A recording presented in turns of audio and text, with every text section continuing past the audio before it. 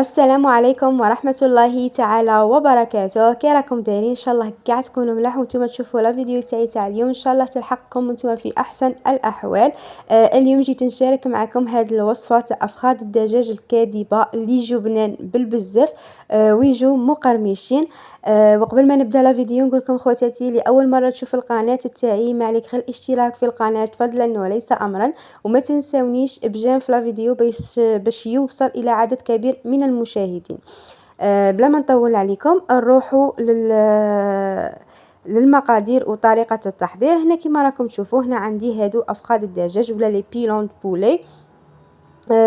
نقيتهم مليح، قلعت لهم هذيك الجلده تاعهم باسكو ما غاديش نحتاجها. قلعتها. هنا كما راكم تشوفوا، هنا تشوفوا هنا غادي طيبوهم غير في الماء كما حنا نقولوا الماء والملح. ابار لي زيبيس درت غير شويه تاع درت شويه تاع الحرور وشويه تاع الكركم، غير باش شويه يجوني بنان. وهنا قطعت حبه بصله على ربعه ودرت شويه تاع الزيت، صافي ما خليتهم لا يتقلوا لا والو. ديريكتومون مرقتهم وخليتهم يطيبوا في الماء. ولازم تاني ديروا الملح باسكو لازم الدجاج يطيب في الملح. ديجا الدجاج كي يجي مالح يجي بنين.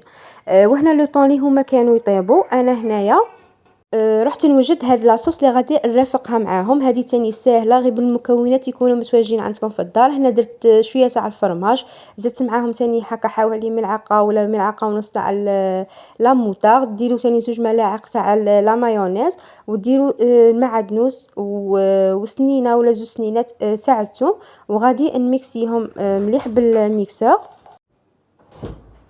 نميكسيهم مليح. هنا غادي في الاول كي تبداو تميكسيو فيهم غادي تحسوا بلي الخليط راه شويه ثقيل، وهنا باش غادي تخفوه تقعدوا تزيدوا في الخل كل. وانتم القوام حتى تتحصلوا على قوام اللي راكم باغينه نتوما، لا خفيف بزاف ولا تبغوها ثقيله كيما تبغوا. المهم مادامكم تزيدوا في الخل، مادام هي غادي تزيد تخفف معاكم.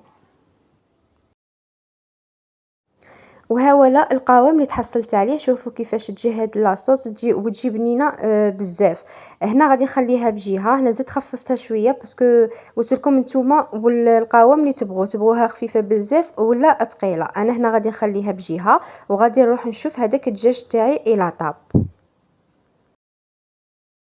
وها هو هنايا الدجاج تاعي بعد ما طاب. هنا شوفوا قلعت له كاع هذوك العظومه. هنا غادي نسحقوهم، هذوك العظومه هما اللي غادي نعاودو نديرو فيهم هذيك لافارس. هنا فتته كيما شفتوا تفتو هكا مليح. وهنا تاني كنت رحت فيضت 2 حبات تاع بطاطا. هنا شوفوا لا كونتيتي تاع البطاطا ما تكثروش باش كي تجوا تخلطوها مع الدجاج ما تاكلوش غير البطاطا، اللي يكون الدجاج اكثر من البطاطا. وتاني البطاطا انا هنا درت 2 حبات على حساب لا كونتيتي تاع الدجاج اللي كانت عندي، بصح الا درتو كميه كبيره زيدوا البطاطا.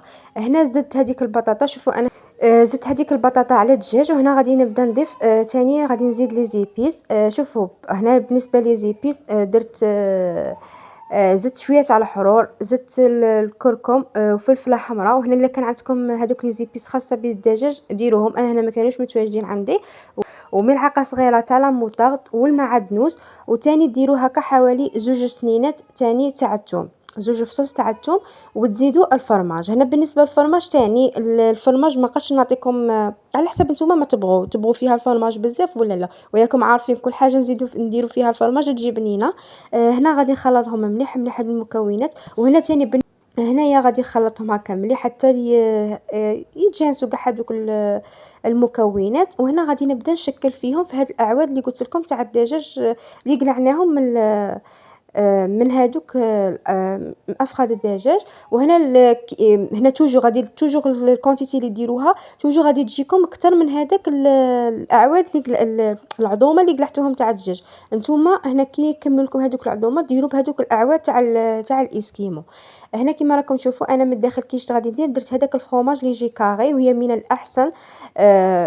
وهي في الوصفه الاصليه نورمالمون ديروا فرomاج غابي يجيكم خير.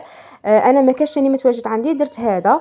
هنايا شوفوا بعد ما شكلتهم رمتهم في الفرينه. وهنا غادي نعاود نرمدهم في البيض. نرمدهم في البيض ونعاود نديرهم في لا شابلور.